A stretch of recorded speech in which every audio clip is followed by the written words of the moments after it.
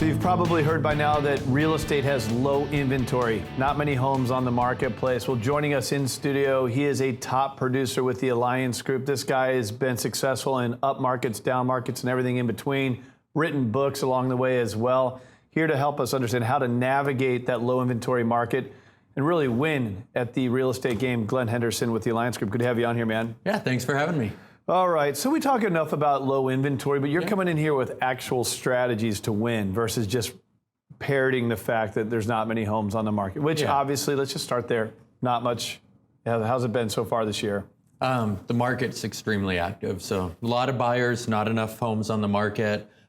Pretty much every property that we put on, as long as it's priced right, we're getting multiple offers in the first week. Prices are getting driven up. And the same thing on the flip, all of our buyers are facing that same situation. They're competing with other buyers on each property. There's multiple counter situations, and there's just not enough inventory on the market right now. So Glenn takes a listing, puts a home on market, and then offers. With it. Who are the offers? Cash, conventional, FHA, VA, we've seen that. It's everything. Yeah, it's a combination of all, from the investors to FHA, VA to the conventional with 50% down. I mean, just a lot of buyers. People have probably heard that by now, but you know, to hear from you is a whole different story. There's 20,000 agents, only so many are in the top 1%, and that's why we bring Glenn in.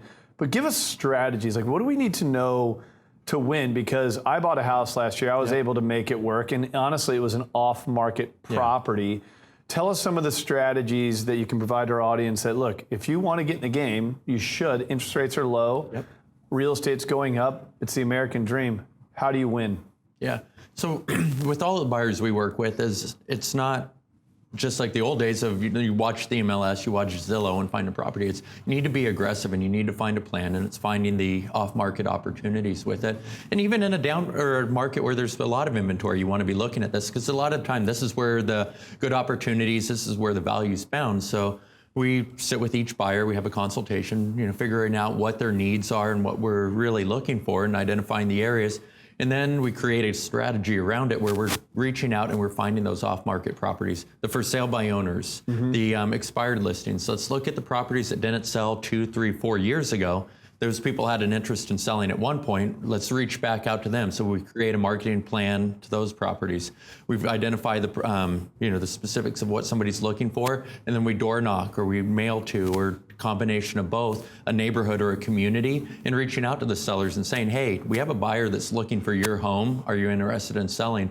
And we've created opportunities that way where there has been somebody that's been thinking about selling, or they planned on doing it a little bit later in the year. Well, great, you know what, we can save you commission. We have a buyer that's willing to offer on your property and create a win-win for both parties involved. So that's what a realtor should be doing for you if you're looking for a property, is going out and exploring these other things. And that's our job, is to find these opportunities. You know, it's interesting. Earlier this week, I was grabbing a bite to eat, and we just struck a conversation with the gal right next to us at the table. I know how it happened. And she just moved here, military family. They're looking to buy a house, around $1 million or so.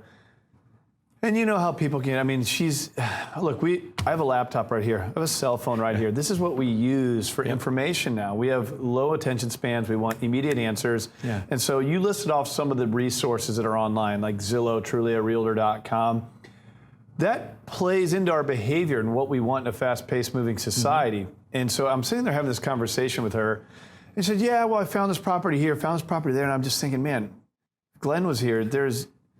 You would politely tell her that you don't even know what you're talking about. The things that you're looking at probably don't exist. They're not priced properly. Your education is off. I mean, is that fair to say? Even though this is very handy, but doesn't it kind of distort what's really going on in the market?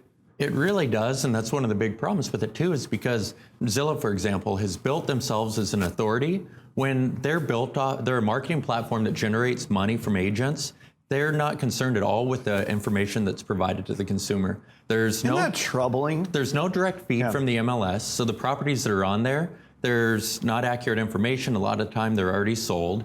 The values, the estimates that they give are extremely off as far as values, but because they're a marketing platform, they've created the perception that they are the source for real estate when it's the exact opposite. It's just good advertising. You know, I've seen the same thing on the mortgage side with LendingTree. Get lenders to compete for your loan. You just get lenders that buy your lead and lie about what they can do. And And then try and quote rates. Yeah, so it's troubling. So running a little bit low on time here. I guess what I'd ask of you, Glenn, it's Friday. We're going into the weekend. Yeah.